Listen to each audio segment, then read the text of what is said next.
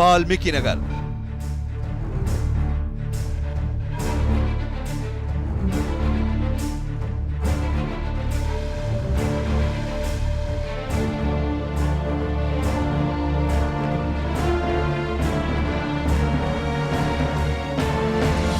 भीम बांध,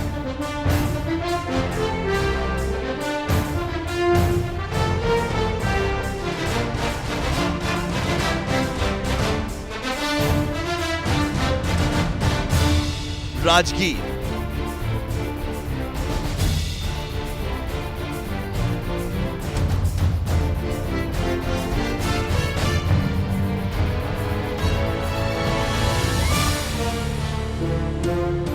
कैमूर,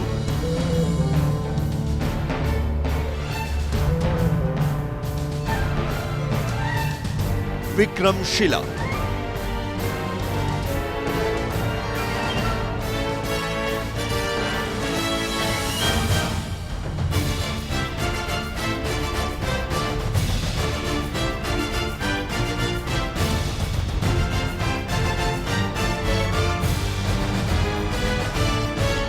अभयारण्य की धरती,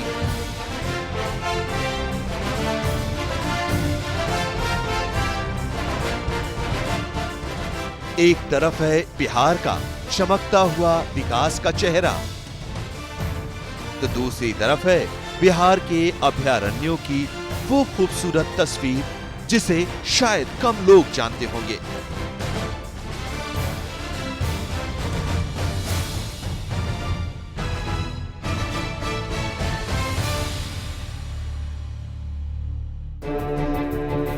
वाल्मीकि नगर अभयारण्य। वाल्मीकि नगर राष्ट्रीय उद्यान के नाम से जाना जाता है। पश्चिमी चंपारण में स्थित वाल्मीकि नगर राष्ट्रीय उद्यान बाघों के लिए संरक्षित है।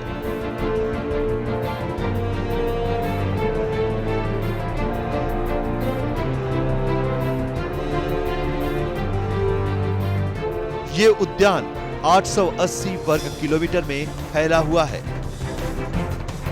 बाघों का ये प्राकृतिक बसेरा एक तरफ नेपाल के परसा और चितवन राष्ट्रीय उद्यान से सटा हुआ है, तो दूसरी तरफ गंडक नदी से घिरा हुआ है। करीब 3500 किलोमीटर के इस पूरे क्षेत्र में घना जंगल है जो बाघों के लिए महफूज है।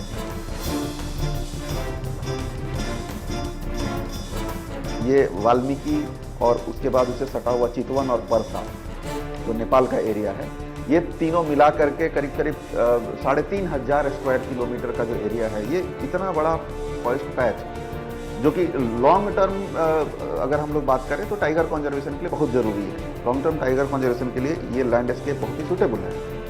बाघों के अलावा यहाँ पर गैंडे भी पाए गए हैं।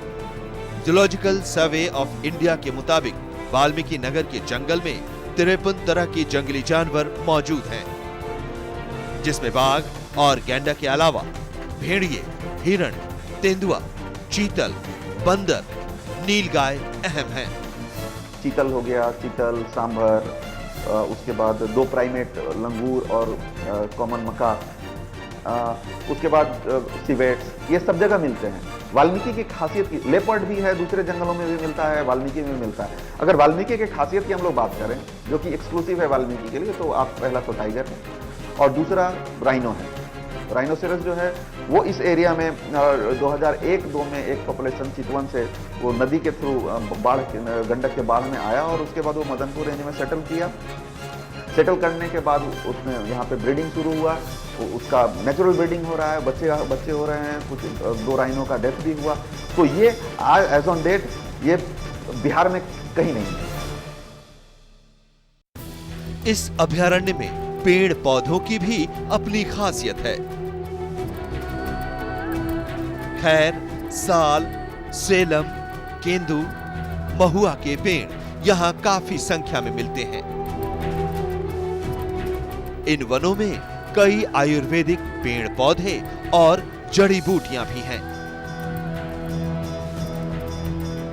सूखा फॉरेस्ट, ड्राई फॉरेस्ट भी है, हिल फॉरेस्ट भी है और साथ में स्वैम्पी एरिया भी है। मतलब कि आपको वाल्मीकि में एक जगह जहाँ हिल मिलेगा, ड्राई फॉरेस्ट मिलेगा, वहीं आपको दूसरी तरफ स्वाम्प भी मिलेगा, आपको दलदली भूमि भी मिलेगी।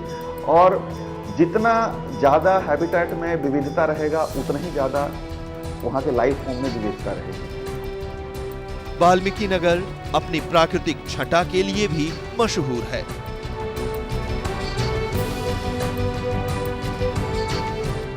गंडक नदी के किनारे और हिमालय की तराई में बसे होने की वजह से ये इलाका काफी खूबसूरत और पर्यटकों के आकर्षण का केंद्र रहा है।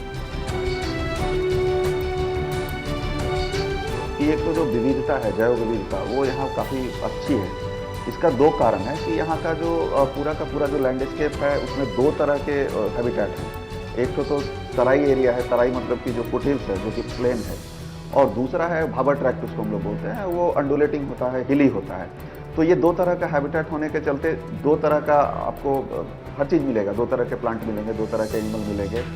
प्लस आपका जो भाबर एरिया है, भाबर एरिया में भी आपको बता दें कि वाल्मीकि टाइगर रिजर्व में करीब 7 तरह का वेजिटेशन टाइप है, जो एक क्लासिफिकेशन करते हैं हम लोग वेजिटेशन का, एक चैंपियन एंड सेट का क्लासिफिकेशन है पूरे इंडिया के लिए।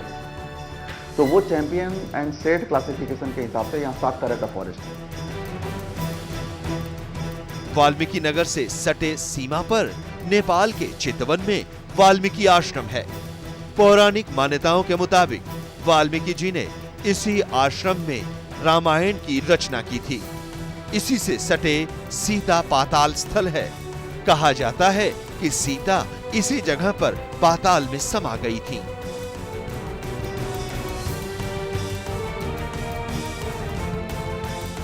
पौराणिक दृष्टि से भी अहम वाल्मीकि नगर न सिर्फ जैव विविधता बल्कि प्राकृतिक छटा के लिए भी काफी मशहूर है और बिहार का एक उभरता हुआ पर्यटन स्थल भी है।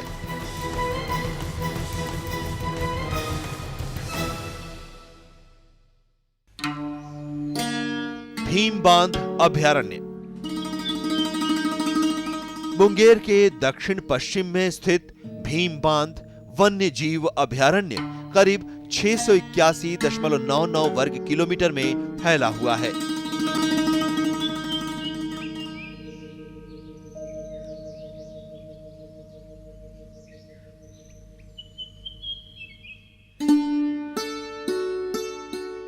ये जंगल खड़गपुर पहाड़ी पर स्थित है। इसके पास से गंगा नदी बहती है और ये चारों ओर से घनी आबादी से घिरा हुआ है। इस अभयारण्य में घने जंगल हैं। इनमें साल, सेमल के पेड़ों की बहुतायत है। ये पेड़ पहाड़ी तराई के साथ साथ उगते हैं और सूर्य की किरणों से कोमल बेल जैसे पेड़ की सुरक्षा करते हैं। इसीलिए बेल यहां भरपूर संख्या में उगती है। भीम बांध में कई तरह के जीव मिलते हैं। इनमें बाघ, चीता, नीलगाय, सांभर, जंगली हिरण, 4 सींगों वाला हिरण के अलावा जंगली भालू भी मिलते हैं। इतना माने जैव विविधता हमने किसी भी जंगल में नहीं पाया। एक नस्ल का हिरण और था यहाँ, उसको हॉक डियर बोलते हैं, अब वो समाप्त हो गया है।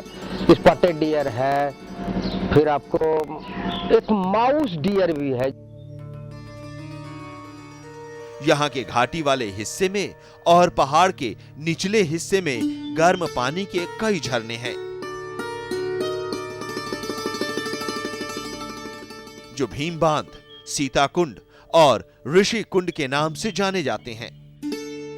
गर्म पानी के सभी झरनों का तापमान एक जैसा रहता है और मौसम में बदलाव का इन पर असर नहीं पड़ता। इसके बसने के लायक चीज होता है वो पानी। यहाँ जगह जगह झरना है, जगह जगह गर्म पानी का झरना है, ठंडा पानी का झरना है और फुल ऑफ मिनरल्स है।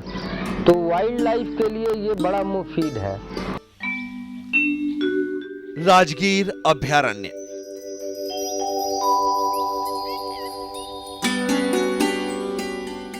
राजगीर में स्थित ये अभयारण्य करीब 35.84 वर्ग किलोमीटर के क्षेत्र में फैला हुआ है। राजगीर अभयारण्य में छोटी छोटी पहाड़ियां हैं और जमीन ऊंची नीची है। इस क्षेत्र में गर्म पानी के कई झरने हैं। इनमें सल्फर की मात्रा काफी है। इस अभयारण्य में काफी जीव जंतु पाए जाते हैं। चीता, हाइना, हिरण, नीलगाय के अलावा कई तरह के परिंदे भी यहाँ मिलते हैं। परिंदों में पिफाउल, पाटीज, तोते, मैना, डव, काले और भूरे क्विल्स काफी संख्या में रहते हैं। इस क्षेत्र में जंगली भालू आम तौर पर देखा जाता है। इसके अलावा यहाँ बांस का एक पार्क है। मूल रूप से ये पार्क राजा बिम्बसार का उद्यान था। वन विभाग ने चीतलों, नीलगाय और सांभरों के साथ एक सुंदर डियर पार्क बनाया है। यहाँ ऐतिहासिक महत्व के अन्य सभी सुंदर स्थान जोड़ने के लिए हवाई रोपवे है, जहाँ से बौद्ध स्तूप जाने का रास्ता बना है। बौद्ध स्तूप पहाड़ की चोटी पर बना है, जिसका निर्माण जापानियों ने किया है। कैमूर अभयारण्य। कैमूर जिले में स्थित वन्य जीवों के लिए संरक्षित ये क्षेत्र करीब 1342 वर्ग किलोमीटर क्षेत्र में फैला हुआ है। इस क्षेत्र में ऊंची नीची जमीन और पहाड़ियां हैं। व्यवस्था करनी चाहिए। पहाड़ों पर सड़कों का वहाँ कई गांव है, बंडा, बुधुआ, सोली, कुसुमा, परसा इत्यादि कई गांव हैं जहाँ के लोग रहते हैं और वहाँ के लोग आज उपेक्षित हैं सामाजिक मुख्यधारा से। उन्हें भी सामाजिक मुख्यधारा में लाना चाहिए। इन जंगलों में ब्लैक बक, नीलगाय, चिंगारा, बाघ, चीता, हाइना, जंगली सुअर, हिरण आदि पाए जाते हैं। ये अभयारण्य रेल और सड़क से जुड़ा हुआ है। सासाराम, डेहरी ऑन सोन और भभुआ यहाँ से नजदीक है। बड़े पैमाने पर उसकी तस्करी भी होती रही है, बहुत बारे अखबारों में आया है। इस सब की रोक होनी चाहिए तो राजस्व भी मिलेगा और ऐतिहासिक और पौराणिक धरोहरों को सुरक्षित करने का जो अभियान है सरकार का, उस अभियान को भी बल मिलेगा और पूरे विश्व के मानचित्र पर रोहतास के वन क्षेत्र का एक महत्वपूर्ण स्थान होगा, खासकर इन 3 स्थलों को लेकर।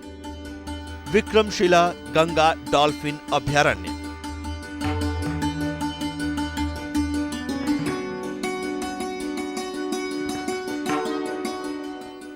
भागलपुर के नजदीक बना विक्रमशिला गंगा डॉल्फिन अभयारण्य सुल्तानगंज से कहलगांव तक 50 किलोमीटर के क्षेत्र में फैला है। ये एशिया का एकमात्र ऐसा क्षेत्र है जहां गंगा की विलुप्त हो रही डॉल्फिनों को संरक्षित करने और बचाने की पहल की गई है। डॉल्फिन की ये प्रजाति गंगा नदी में रहती है, जिसे आम भाषा में सॉस कहा जाता है। गंगा नदी के किनारे रहने वाले भी इसे ठीक तरह से नहीं देख पाते, क्योंकि ये सिर्फ सांस लेने के लिए पानी से ऊपर आती हैं और तुरंत गायब हो जाती हैं। स्वभाव से काफी शर्मीली ये डॉल्फिन इंसानों से दूर भागती हैं। सबसे बड़ी बात यह है कि गंगा की डॉल्फिन देख नहीं सकती,